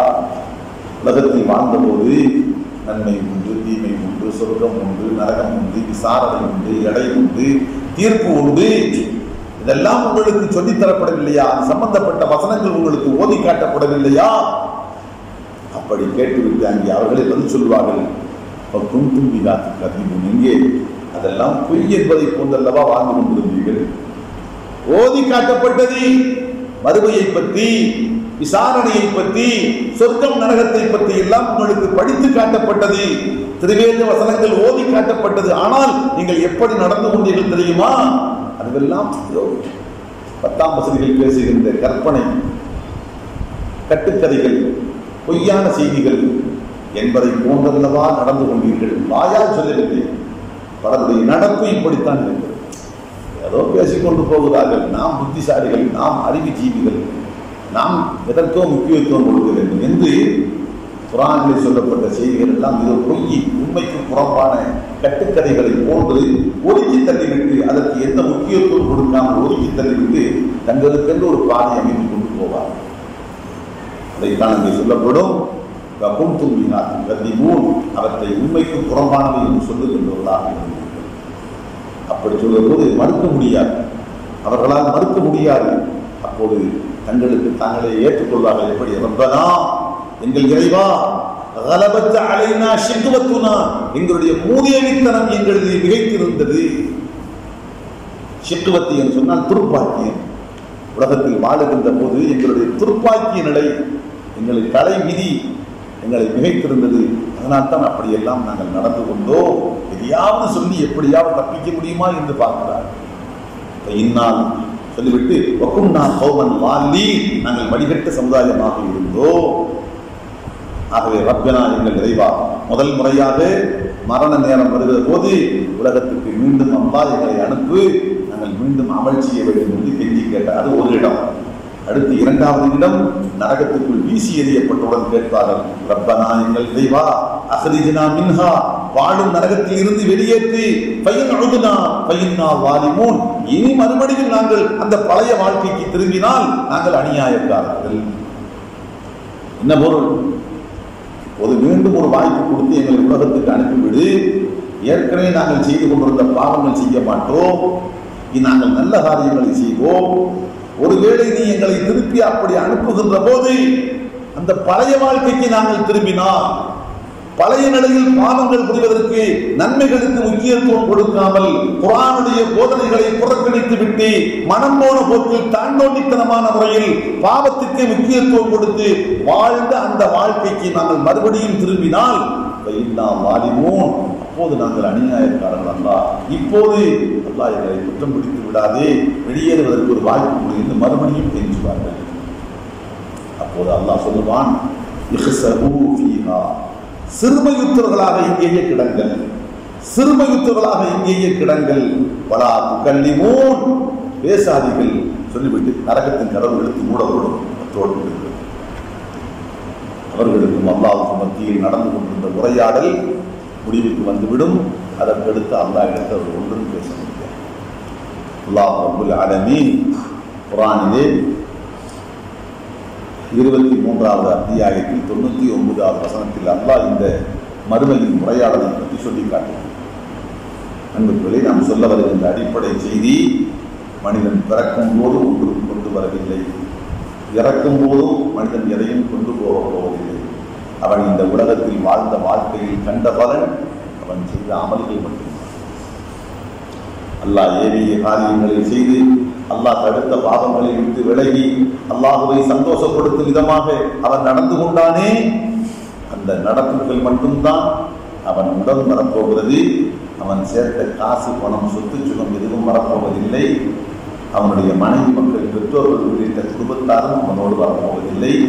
அவன் செய்த அமல்கள் மட்டும்தான் அவனோடு கடைசி வரைக்கும், ஒன்று சொர்க்கத்தின் படியேறி உள்ளே நுழைகின்ற வரைக்கும் அவனை பின்தொடரும், அல்லது வாழும் நரகத்தில் தலைகீழாக வீசி எறியப்படுகின்ற வரைக்கும் அவனை பின்தொடரும். அல்லாஹ் இவன் இந்த இழிகாரியங்களை எல்லாம் செய்தான், இந்த பாவங்களை எல்லாம் செய்தான், இதற்கான பரிகாரத்தை அவன் பெற்றே தீர வேண்டும், தப்ப விடாதே அல்லாஹ் என்று அவன் செய்த பாவங்களை அவனை அழிப்பதற்காக, அவனை கொண்டு போய் நரகத்தில் தள்ளுவதற்காக அவன் செய்த பாவங்களே அவனை பின்தொடர்ந்து வரும். அல்லாஹ் பாதுகாக்க வேண்டும். இதனால் நண்பர்களே, குர்ஆனிலே பார்க்கிறோம், பக்கம் பக்கமாக அல்லாஹ் அமலை சொல்லி அமல்களுக்கு நம்மை கவனத்தை திருப்புகிறான். அடியார்களே, உலகத்தில் வாழ்கிற போது எதற்கெல்லாமோ முக்கியத்துவம் கொடுக்கின்றீர்களே, கொஞ்சம் அமலுக்கு முக்கியத்துவம் கொடுங்கள். மௌத்துக்கு அதுதான் உங்களுக்கு வரப்போவது, அதுதான் சொர்க்கத்தில் கொண்டு போய் உங்களை சேர்க்கப் போவது, அதுதான் நரகத்தை விட்டு உங்களை பாதுகாக்கக்கூடியது, அல்லாஹ்வின் நெருக்கத்தை பெற்று தரக்கூடியது, அதுதான் அல்லாஹ்வுடைய கோபத்தை அணைக்கக்கூடியது, அதுதான். ஆகவே அமல்களுக்கு நீங்கள் முக்கியத்துவம் கொடுங்கள். சகோதரர்களே, இந்த ரமலான் மாதத்தின் இறுதி நாட்கள் 25வது இரவிலே நாம் அமர்ந்திருக்கின்றோம். ரமலான் அமல்களுக்காகவே கொடுக்கப்பட்ட மாதம். அமல் செய்வதுதான் உலகத்தினுடைய மற்ற எல்லா பணிகளையும் ஒதுக்கிவிட்டு முழுக்க ஒதுக்கிவிட்டு பெருமானாரை போன்றது. இறுதி பத்தில் பெருமானார் வீட்டுக்கு கூட போக மாட்டார்கள், மனைவிமாரிடத்தில் பேச மாட்டார்கள், நண்பர்களோடு பேச மாட்டார்கள், ஜனாசா விழுந்து விட்டால் ஜனாசாவை பார்க்க போக மாட்டார்கள், முசல்லல் ஜனாசா பள்ளிவாசலில் ஜனாசா கொண்டு வந்து வைக்கப்பட்டு தொழுகை நடைபெற்றால் தொழுகையில் அல்லாஹ்வின் தூதர் பங்கெடுத்துக் கொள்ள மாட்டார்கள், நோயாளி ஒருவர் படுத்திருக்கிறார் என்று கேள்விப்பட்டால் சென்று விசாரிக்க மாட்டார்கள், எதற்கு தான் செல்கிற போது எதிராக எதிர்நோக்கி வந்தால் இது எப்படி இருக்கிறார் என்று கூட நோயாளியிடத்தில் கேட்கவும் மாட்டார்கள். காரணம், இறுதி பத்து அல்லாஹ்வோடு ஒரே தொடர்பு, எந்த தொடர்பும் இல்லை. அல்லாஹ்வோடு முழுக்க அமல், அல்லாஹ்வுடைய அமலுக்காகவே தன்னை அர்ப்பணித்துக் கொள்ளுகின்ற ஒரு காலகட்டம் தான் ரமலான். அந்த ரமலானிலே குறிப்பாக இறுதியில் வருகின்ற இறுதி பத்து, அதிலும் குறிப்பாக அதிலே வருகின்ற ஒற்றைப்படையான நாட்கள் என்று அது போன்ற ஒரு ஒற்றைப்படையான நாள் 25 தான் நாம் இங்கே வைத்து இருக்கின்றோம். ஆகவே அமல் தான் அசல் நோக்கம். அமலுக்காக வேண்டித்தான் அல்லாஹ் இந்த உலகத்தில் நம்மை படைத்திருக்கிறான். அதை பல இடங்களில் அல்லாஹ் இப்படி குறிப்பிடுகின்றான். ஒரு இடத்தில் அல்லாஹ் சொல்றான் பாருங்கள், வஹும் யஸ்தரிஹூ ஃபீஹா, பாடும் நரகத்தில் தள்ளப்பட்ட அவர்கள் கதறுவார்கள். இஸ்திராஹ் என்றால் கதறி துடிப்பது. இஸ்திராஹ் அரபியிலே கதறுவது, கதறுவார்கள். எப்படி? ரப்பனா, எங்கள் இறைவா, அஹ்ரிஜ்னா, எங்களை பாடும் நரகத்தில் இருந்து வெளியேற்று, நஅமல் சாலிஹன், நாங்கள் சாலிஹான நல்ல அமல்களை செய்கின்றோம்.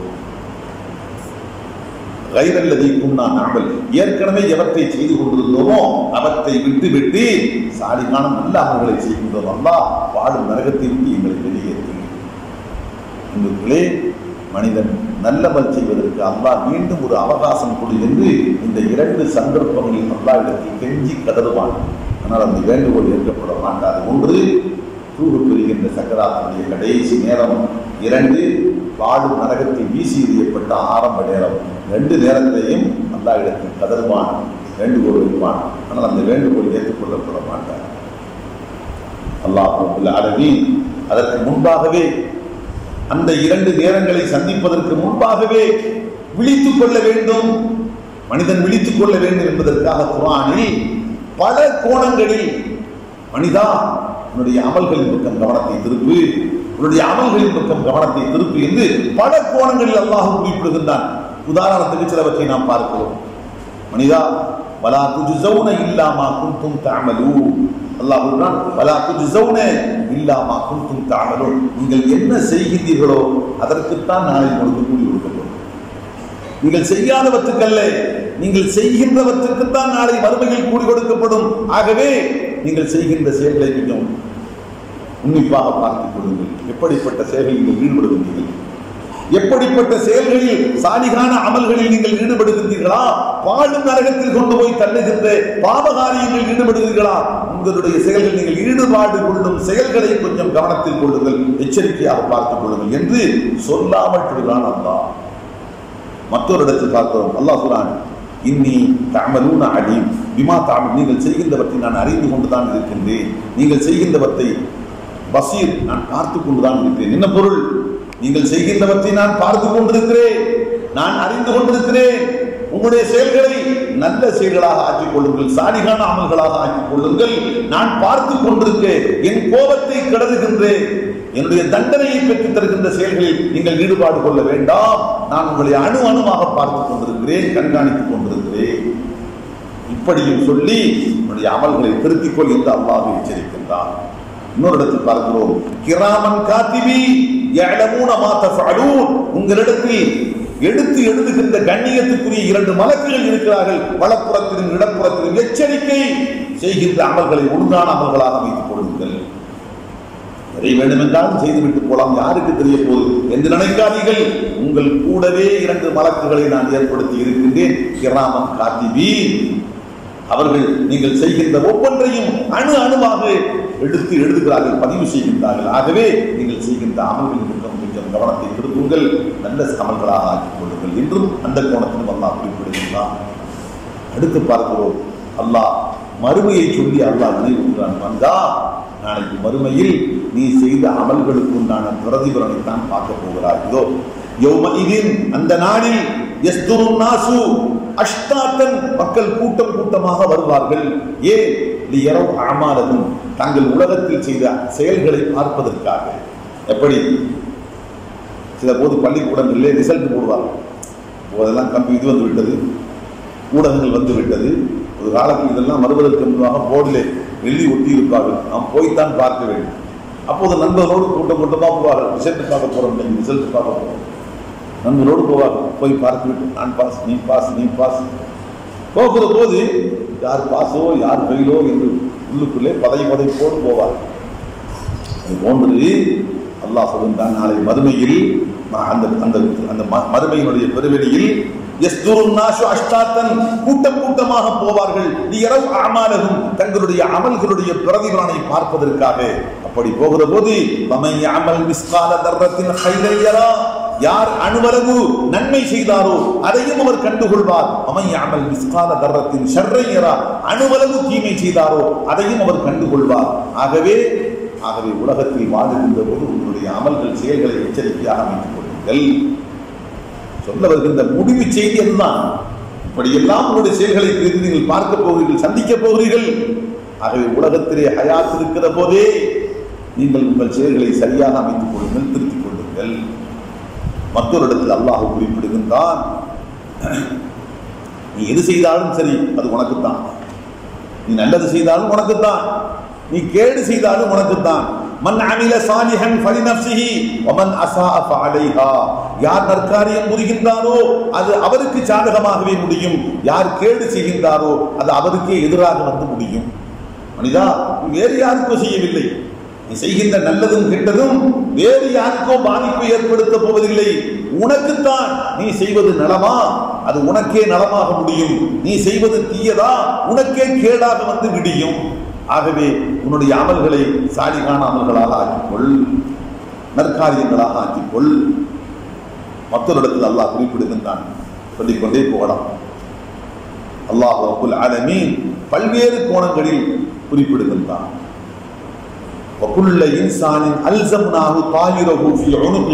ஒவ்வொரு மனிதனுடைய கழுத்திலேயும் அவன் செய்த அமல்கள் பதியப்பட்ட பதிவேடு தொங்கவிடப்பட்டிருக்கிறது.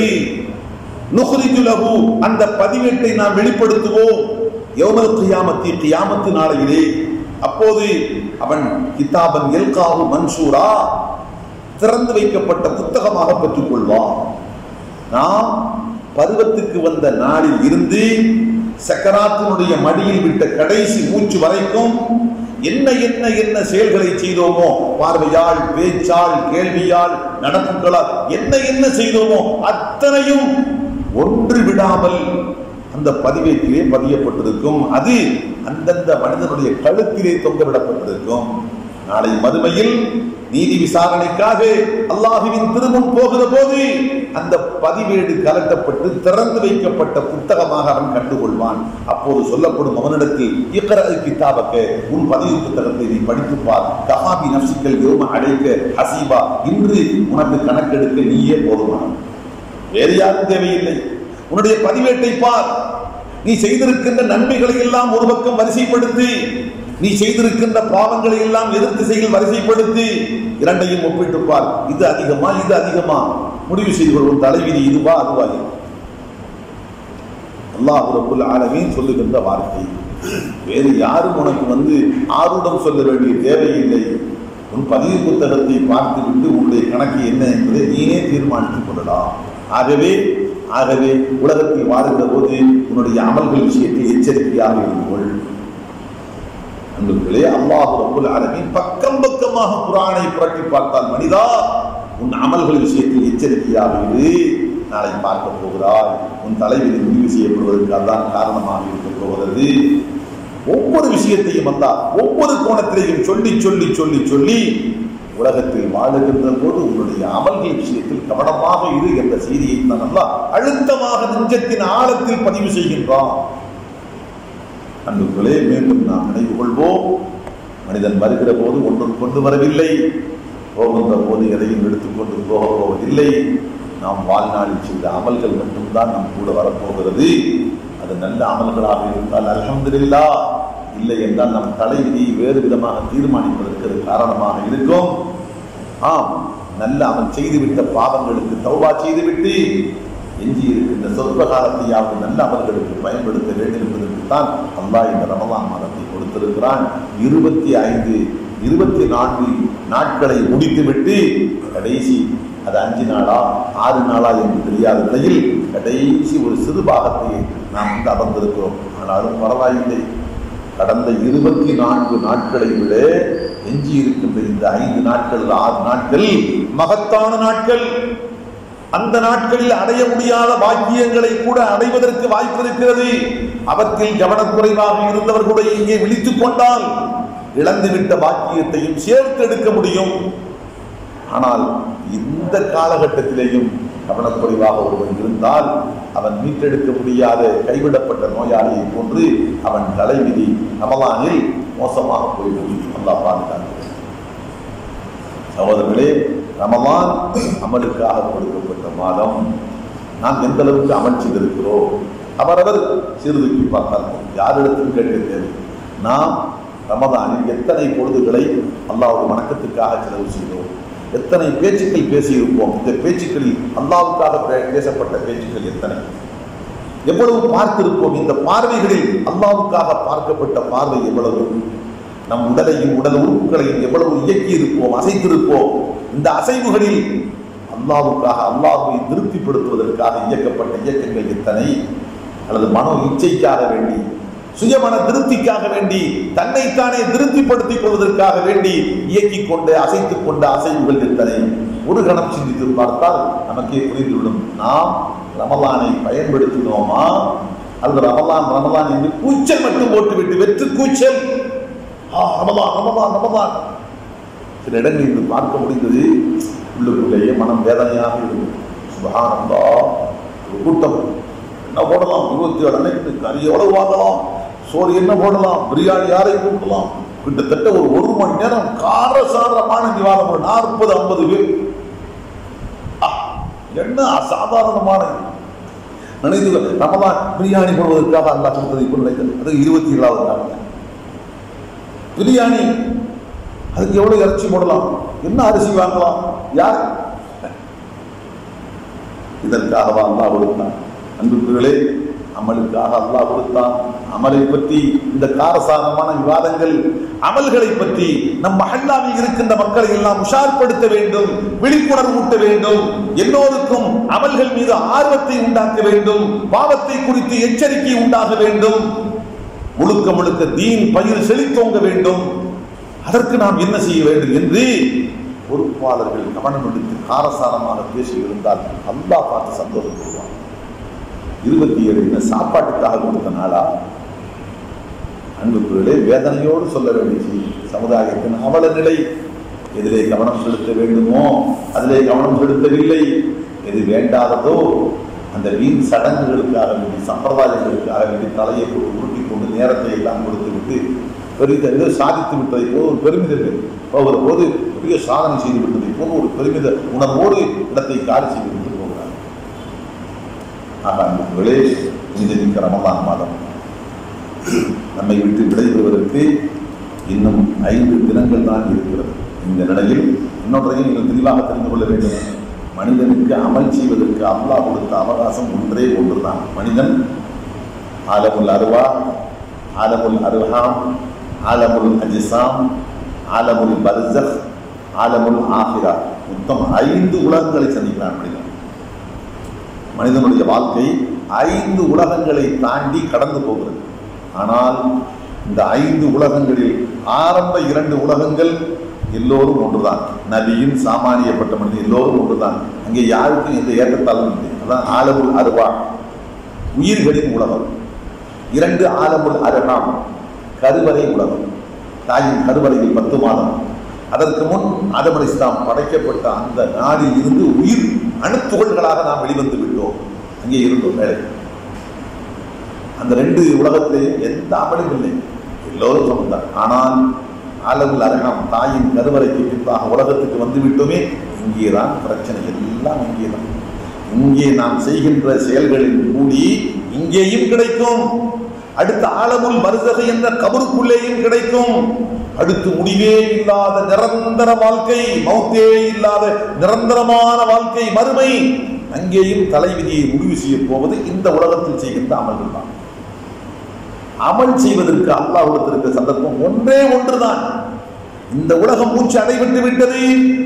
ஒரு சுப்ஹானல்லாஹ் கபருக்குள்ளே போனதற்கு பின்பாக ஒரே ஒரு சுப்ஹானல்லாஹ் சொல்ல முடியுமா? முடியாது.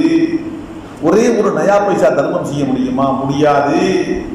ஒரே ஒரு ரக்காத்து தொழ முடியுமா? முடியாது. எல்லாம் முடிந்தது. இந்த உலகத்தோடு எல்லாம் முடிந்தது. சில பேர் சொல்லுவாங்க கபருக்குள்ளே அவர் தொழுதார், கபருக்குள்ளே சும்மா அதை கேட்டுக்க வேண்டியதான், சிறப்புக்காக வேண்டும்.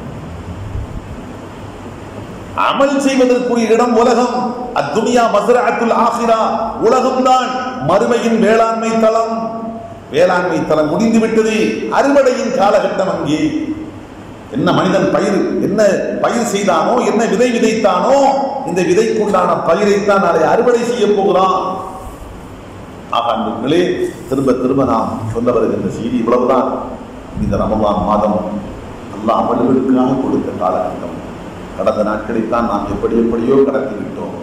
எஞ்சி இருக்கின்ற இந்த சொற்ப நாட்களையாவது கொஞ்சம் விழிப்புணர்வோடு அல்லாஹ்வை சந்தோஷப்படுத்துகின்ற சாலிகான அமல்களுக்கு நாம் பயன்படுத்திக் கொண்டோம் என்று சொன்னால், ஈடுபட்டு போன அந்த குறைகளையும் அல்லாஹ் நிவர்த்தி செய்வதோடு எஞ்சி இருக்கின்ற நாட்களையும் கண்ணியப்படுத்தி முழுமையான வெற்றியை பெற்ற மக்களாக அல்லாஹ் நம்மை ஆக்குவார். ஆனால் இந்த எஞ்சி இருக்கின்ற நாட்களை கூட அல்லாஹ்வுடைய வணக்கத்திற்காக செலவு செய்ய வேண்டும் என்ற அந்த பொறுப்புணர்ச்சி இல்லாமல், விழிப்புணர்ச்சி இல்லாமல், அந்த பழைய மௌட்டிகத்திலேயே, பழைய அந்த கண்ணீரும் பார்வை இல்லாத அந்த மோசமான நிலையிலேயே எஞ்சிய 5 நாட்களையும் நாம் கழிக்கின்றோம் என்று சொன்னால் அல்லாஹ் 2ஐயும் சேர்த்து மொத்தமாக பிடிப்பான். அல்லாஹ் பாதுகாக்க.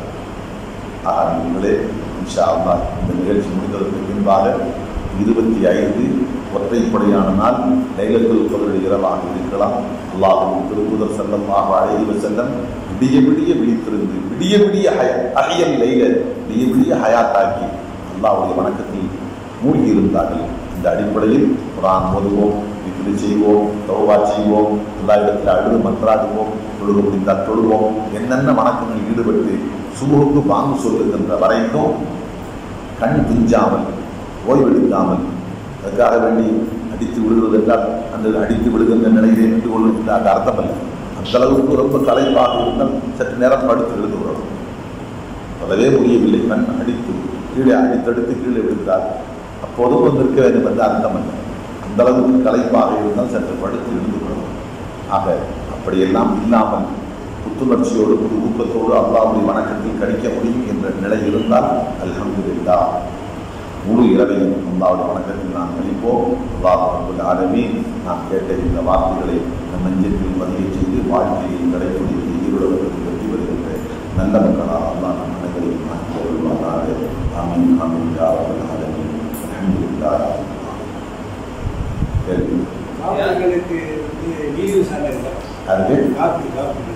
காப்பீர்களுக்கு கண்டிப்பாக எல்லாத்துக்கும்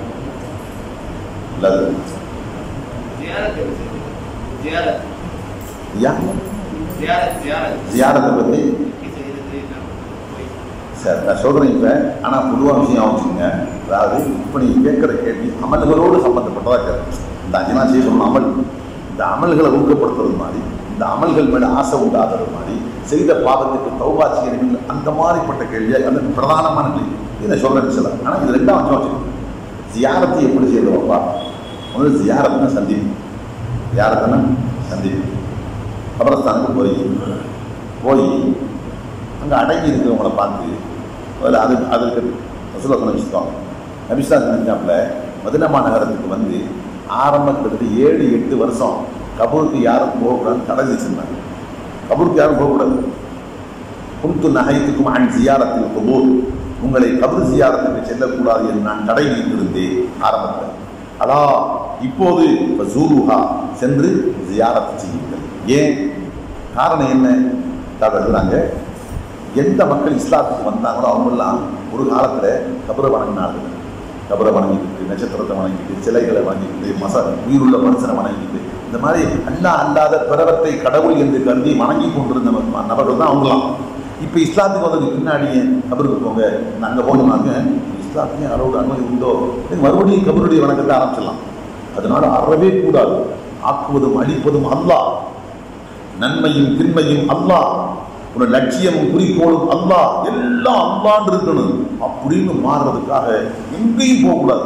தடுத்துட்டாங்க, எங்கேயும் போகக்கூடாது. அப்போ தடுத்து சஹாபாக்களுக்கு அல்லாஹ் மேல கவனத்தை திருப்பி ஒரு கட்டம் வந்துருச்சு. எந்த கட்டம்? சஹாபாக்கள் பக்கா வைரம் மூண்ட உறுதி, ஆவதும் அழிவதும் அல்லாஹ்வால், அல்லாஹ்வுடைய நாட்டம் இல்லாமல் எதுவும் நடக்கப் போவதில்லை. நமது முன்னேற்றமும் பின்னடைவும் நம்முடைய லாபமும் நஷ்டமும் சந்தோஷமும் சோகமும் வாழ்வும் மரணம் அத்தனையும் அல்லாஹ்வில் தான், யார் கையிலும் எதன் கையிலும் இல்லை என்ற அந்த நிலை வந்த உடனே இப்ப சொன்னாங்க, அதாவது ஜூருஹா, இப்படி ஜியாரத்து போகலாம். ஜியாரத்துக்கு நோக்கம் துனியா, மறுமையை மறந்திருக்கின்ற மறுமையை உங்களுக்கு நினைவூட்டுகிறது, வெறி கொண்ட உலகத்தில் உங்களை பற்றத்தவர்களாக மாற்றுகிறது. ரெண்டு விஷயம், ரெண்டுக்குத்தான் ஜியாரத். ஒன்று, மறந்திருக்கிற மறுமையை உங்களுக்கு ஞாபகப்படுத்தும். எப்படி? கபூரில் போய் நிற்கும் போது நினைவோட எப்படிலாம் இருந்தார், எவ்வளவுலாம் அதுதான் இருந்தார். இன்னைக்கு இந்த 6 அடி மண்குழி தான், இந்த மண்குழி தான். இன்னைக்கு தோண்டி பார்த்தா எப்படி இருப்பார்? அவருடைய உடலை அடக்கி முடிச்சு சில நாட்களிலேயே தோண்டி பார்த்தா குழந்தை புழுக்களால் அரிக்கப்பட்டு, மூக்குள்ள ஒரு புழு ஓடும், கண்ணுக்குள்ள ஒரு புழு அரிக்கும், இதயத்தை ஒரு புலி தோண்டும், காதுல ஒரு புலி கொடையும், பிணந்தினி புழுக்களால் அரிச்செடுக்கப்படுகிற பிணந்தினி புழுக்களுக்கு உணவாகத்தான் மாறி போயிருப்பான். நாவு அரிச்சு போயிடும், ஊனம் ஓடிக்கிட்டு இருக்கும். அடைக்கி முடிச்சு 2-3 நாள்லயே முதல்ல வயிறு தான் உடைஞ்சு அங்கிருந்து ஊனம் ஓட ஆரம்பிக்கும். அப்புறம் படிப்படியா வேற நம்ம நிலையும் பிடித்தாரு. இந்த கதிக்கு நம்மளும் போக போறோம். எதுக்கு? ஆட்டம் போடுறது, உலகத்தில் ரொம்ப ஆட்டம் போடுறோம். கேவலம் அற்ப பிணந்தினி புழுக்களுக்கு இறையாக போகக்கூடியனா இந்த உலகத்தில் இருந்த ஆர்ப்பாட்டம் பண்ணுறேன். அண்ணன் நான் நினைச்சு பார்த்தீங்க, இந்த உலகத்தின் மேல உள்ள வெறியை குறைக்க, உலகத்தில் அளவோடு இருந்தால் பசி இல்லாமல் சாப்பிட்டோம், மான மரியாதையோடு உலகத்தை கொடுத்தணும், மனை மக்கள் உள்ளோம், கண்ணியத்தோடு வாழ்ந்தோம், அல்ஹம்துலில்லாஹ் போதும். அதுக்கடுத்து ஆகிரத்தை வளப்படுத்துவதற்காக நேரத்தையும் காலத்தையும் செலவு செய்வோம். இந்த உலகத்தை தேடுறதுக்காக, உலகத்தினுடைய பட்டம் பதவிகளை சேர்ப்பதற்காக காலத்தையும் நேரத்தையும் செலவிடுவது கூடத்தனம், உலகத்தின் மேல் கொண்ட வெறியின் வெளிப்பாடு. அது தேவையில்லை. உலகத்தில் பற்றற்ற நிலையை நமக்கு ஏற்படுத்த வேண்டும். பற்றற்ற நிலை, உலகத்தையே ஒரே குடையின் கீழ் ஆட்சி செஞ்ச ஆட்சியாளர்கள் 4 பேர். அதில் ஒரு ஆளு இஸ்கந்தர் துல்கர்னே, ஒரு ஆளு யாரு? இஸ்கந்தர் துல்கர்னே, அலெக்சாண்டர்னு சொல்லுவாங்க வழக்கத்தில். அந்த இஸ்கந்தர் துல்கர்னே மௌத்தா போகும்போது ஒரு விஷயம் சொல்லிட்டு இருந்தார். இன்னும் அதிகமா, என்ன மௌத்தா போய் அடக்க போகும்போது, தூக்கிட்டு போகும்போது என் 2 கையும் விரிச்ச கையா வெளியே இருக்கணும், எல்லாத்துக்கும் பார்க்கணும். வச்சுட்டாங்க, தூக்கிட்டு போனாங்க. எல்லாரும் சொன்னாங்க, எது தெரியுமா? உலகத்தையே ஒரே குடையின் கீழ் ஆண்ட மன்னர் இஸ்கந்தர் துல்கர்னைன் போகும்போது எப்படி உலகத்துக்கு வந்தார வெறுங்கை, அதை மட்டும் கொண்டு கொடி போட்டு ஆண்டாரு. எல்லாம் புராணம் சொல்லி காட்டலாம். வடப்புறத்துக்கு போனார், இடப்புறத்துக்கு போனார், சூரியன் உதிக்கின்ற இடத்துக்கு போனார், சூரியன் மறைகின்ற இடத்துக்கு, அந்த அளவுக்கு அவருடைய ஆட்சி பரப்பு விரிஞ்சிருந்தது. நான் போகும்போது விரும்பினான். இதையெல்லாம் கபூரில் போய் நிற்க போகும்போது யோசிக்கணும். நான் இருந்தார் வந்தார், என்ன வந்துச்சு, ஒன்றும் வரல, பிள்ளை எல்லாம் வந்து பார்த்து இப்படி நினைக்கும் போது கபருடைய அந்த கபராஜு நிலையை சிந்திச்சு பார்க்கும்போது உலகத்து மேல உள்ள வெறி குறைஞ்சி உலகத்துல பட்டத்தை நிலைய அடுத்து போய் வச்சாங்களே, சும்மா விட்டுருப்பாங்களா?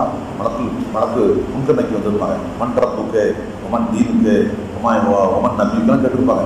ஒரு சரியா தடுமாற்றம் இல்லாமல் பதில் சொல்லியிருந்தால் அவருடைய கபரு சொர்க்கத்து சோலையாக விரிவெடுக்கப்பட்டு சொர்க்கத்து சுகந்த மனங்கள் வர சொர்க்கத்து பூங்காவனமாக மாற்றப்பட்டிருக்கு. ஆனால் கேட்கப்பட்ட கேள்விகளுக்கு சரியான முறை பதில் கொடுக்காமல் தடுமாறி இருந்தால் அவர் கபரு நரகத்தின் நெருப்பாலான முடியாக மாற்றப்பட்டு நரகத்தின் உடை நாட்டம் வர அவர் நரகத்தின் நெருப்பாலான சம்பட்டி கொண்டு அடிக்கப்பட்டு கபருடைய நெருக்கத்துக்கு சித்திரவதைக்கு உள்ளாக்கப்பட்டிருப்பார்.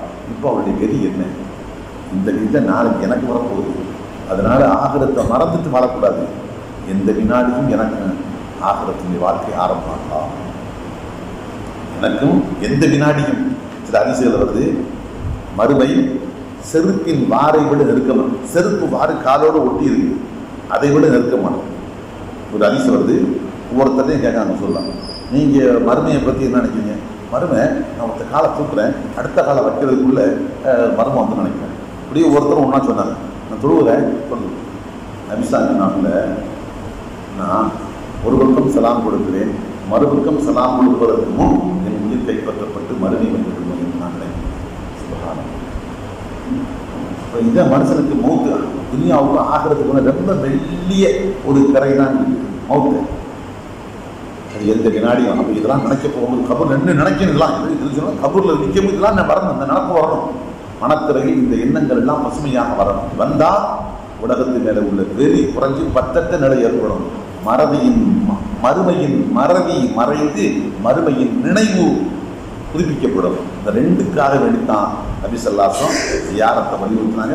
வேறு ஒன்றுமே இல்லை, வேறு ஒன்றுமே. இங்கே போய் தாங்கு இதை தாங்கு அறிவுரை அவருக்கு அவங்க மானசீகமாக அணிக்கிற மாதிரி அதெல்லாம் ஏமாற்றுவார்.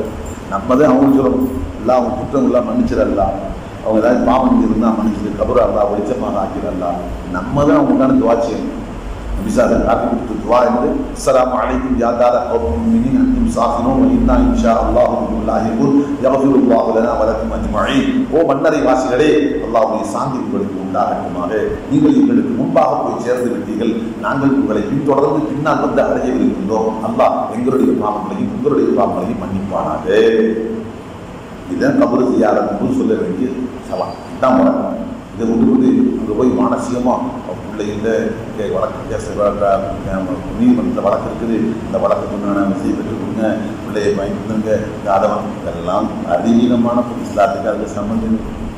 அந்த மாதிரிப்பட்ட எண்ணமே இஸ்லாத்துக்கு விரோதமான எண்ணம். 12 சமர்ச்சி காலகட்டம். ஆமாம், அதுக்கு என்ன முதல்ல நீங்கள் அந்த இடத்துல வாட்சிங்களா? முதல்ல உலக சிந்தனை வராமல் அல்லா எனக்கு ஒரு முக சிந்தனை கூட அல்லா, ஆகிரத்தை பற்றி சிந்தனை கூட அல்லா நம்ம வாட்சிங்க. அடுத்து ரெண்டாவது உங்களுக்கு இருக்கிறேன், இந்த சிந்தனை வருது, அதை நீங்கள் வேண்டி விரும்பி வரவேற்பதா கொண்டு வர்றீங்களா அல்லது தன் கட்டுப்பாட்டை மீறி வரல? கட்டுப்பாட்டை மீறி வந்தால் அல்லா குற்றம் பிடிக்க மாட்டான். ராஜி பள்ளி சொல்லாக நம்சன் இல்லா உஷா. மனிதனுடைய சக்திக்கு மீறி ஒரு வருதுன்னு அதுக்கு அல்லா குற்றம் பிடிக்க மாட்டான். ஆனால் நீங்கள் நினச்சா அதை கட் பண்ணலாம். நீங்கள் தான் அசை போட்டு இழுக்கிறீங்கன்னா அது உங்கள் செயல், அதை நீங்கள் தான் கட் பண்ணணும். அதுக்கு குற்றம் கண்டிப்போம். ஏன் நீங்கள் அதை யோசிப்பீங்க? அதை மாற்றமாக யோசிங்க. உங்கள் சுய விருப்பத்தின் பேரில் வந்தால் அதை நீங்கள் தான் தவிர்க்கணும். உங்கள் சுய விருப்பத்துக்கும் சக்திக்கும் அப்பால் வந்தால் அதுக்கு நம்ம கொடுப்பாங்க. சரியா? நேரம் ஆச்சு. மனுஷியை காரணம் இது கேட்கணும் இல்லை?